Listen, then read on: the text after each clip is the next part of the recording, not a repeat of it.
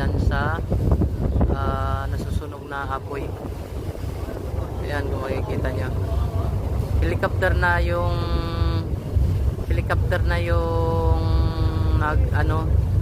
tumulong dahil hindi na kaya ng mga bombero. So ayan, kaya helicopter na yung tumulong pang mapula ng apoy. Ayan, dyan siya umiigib sa dagat yan umiigib.